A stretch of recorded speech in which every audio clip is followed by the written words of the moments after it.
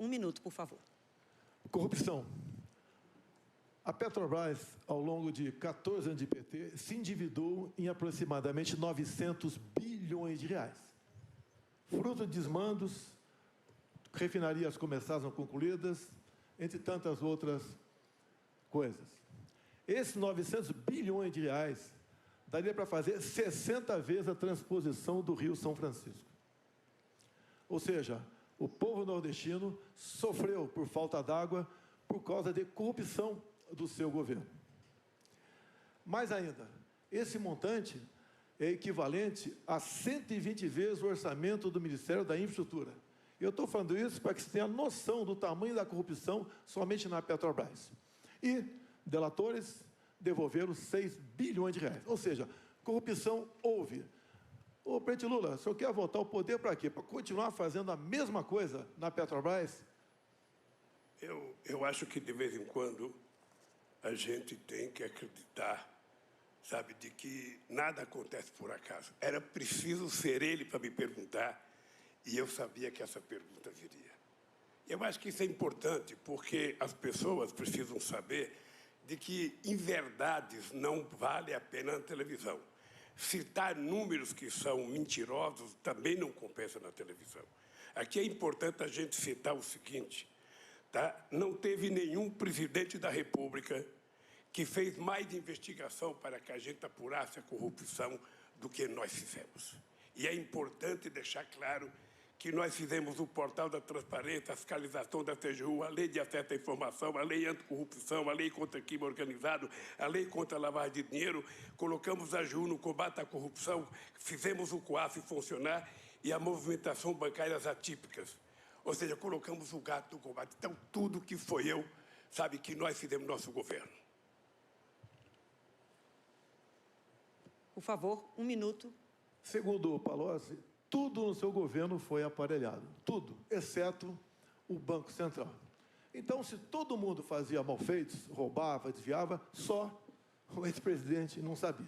E o Palocci conclui, na sua delação premiada, que foi-lhe reservada uma conta no exterior de 300 milhões de reais, que o senhor recebia pacotes dele mesmo, 50 mil reais, a título de propina.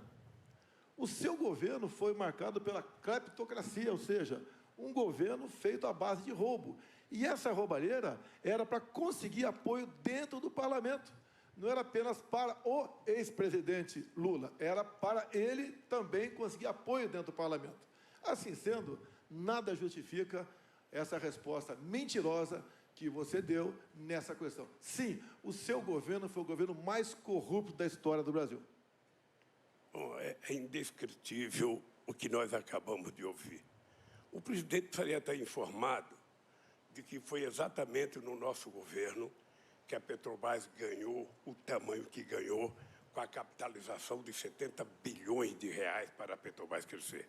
O presidente precisava saber que o meu governo é marcado pela maior política de inclusão social, pela maior geração de emprego, pelo maior aumento de salário mínimo, pelo maior investimento na agricultura familiar, pelo maior investimento na criação da Lei Geral da Pequena Empresa, pela criação do Simples, ou seja, o nosso governo, além disso, foi o governo que mais fez investimento na educação. São 18 universidades federais novas, 178 campi e 422 escolas técnicas que fez uma revolução nesse país. O meu governo deveria ser conhecido exatamente por isso, porque quando eu cheguei na presidência, a gente tinha 3,5 milhões de estudantes da universidade. Quando eu saí da presidência, a gente tinha 8,5 milhões de pessoas na universidade. É exatamente isso que é a marca do meu governo. 51 milhões de hectares de terra disponibilizado para efeito de assentamento de pessoas nesse país. O menor desmatamento da Amazônia foi feito no meu governo, dos acordos que nós fizemos. Foi o meu governo que fez o acordo com a Alemanha e com a Noruega para que a gente tentasse, sabe, contribuir com a preservação da Amazônia e com a exploração da riqueza da biodiversidade para garantir possibilidade de desenvolvimento para quase 30 milhões de pessoas que moram na Amazônia. Foi o meu governo que deu cidadania ao Brasil nas suas relações internacionais. Nunca antes na história do Brasil, o Brasil foi tão respeitado no mundo, respeitado pelos Estados Unidos, respeitado pelo Chile, pela China, pela Rússia, sabe, pela Índia, respeitado pela União Europeia. E foi exatamente no meu governo que nós fizemos com que o país que não tinha um fluxo comercial sequer de 100 bilhões de dólares ultrapassasse 500 bilhões de dólares de comércio no exterior. Esse país, que era um país que, quando eu deixei a presidência, estava crescendo a 7,5%. Esse país, que teve 20 milhões de empregos com carteira profissional, é o país que o atual presidente está destruindo. Está destruindo porque ele adora com bravata, adora falar números que não existem, adora entender que o povo que está aí ouvindo a gente acredita no que ele fala. Portanto, o país que eu deixei é um país que o povo tem saudade, é o país do emprego, é o país em que o povo tinha o direito de viver dignamente, de cabeça erguida nesse país. E esse país vai voltar. O próximo a perguntar é o candidato Ciro Gomes. Vou perguntar ao presidente Jair Bolsonaro. Presidente Bolsonaro, o senhor, infelizmente, para mim, costuma falar muitos absurdos. Eu não sei se por maldade ou para desviar a atenção dos gravíssimos problemas do governo, seja de inflação, seja de corrupção, seja de problemas familiares. Mas, assim, entre tantas aberrações que eu já ouvi, que me levaram a certa indignação, eu anteontem fiquei chocado. O senhor disse, pura e simplesmente, que o Brasil não tem gente com fome e que as pessoas não procuram pedir comida porque o Brasil não tem propriamente fome. As pessoas até não comem bem, eu ouvi o senhor falando, mas que não tem fome no Brasil. O senhor não... Qualquer pessoa que conhece o Brasil como eu conheço, que anda nas ruas, vê as pessoas com placa pedindo comida, né? Qualquer pessoa que não tenha trocado o coração por uma pedra, sabe que a fome está no lar de muitos milhões de brasileiros. Que a subnutrição ofende crianças, da mais jovem das idades. As mães estão nos ouvindo aqui. E elas sabem o que é uma criança dizer, mãe, estou com fome. O senhor não teme que isso seja interpretado como conivência com isso? Cada um interpreta as informações como se acha melhor. Ciro, inflação, você tem que falar do fica em casa, a economia te vê depois. Agora, mesmo assim, a inflação do Brasil é uma das menores do mundo, menor até que do próprio Estados Unidos. Nós estamos colaborando na geração de empregos. Muitos diziam que apenas a partir do ano que vem voltaríamos aos números de pré-pandemia. Voltamos agora. Pode ter certeza que o mês que vem devemos ter essa taxa chegando a 8%. O nosso PIB está crescendo. Nós fizemos milagre durante a pandemia. Lamentamos as mortes, mas investimos para que empregos não fossem destruídos, como os programas Pronamp e Bem. Atendemos os mais necessitados. Temos aqui dados do próprio IPEA, levando-se em conta o começo do meu governo, 2019, até agora. No mundo, o número de famílias na extrema pobreza cresceu. E no Brasil diminuiu, passou de 5,1 milhões para 4 milhões. Ou seja, nós atendemos aos mais necessitados. Foi o meu governo que negociou o ano passado, passar em média R$ 190 o valor do Bolsa Família para, no mínimo, R$ 400. Foi o meu governo, contra o voto do PT na Câmara.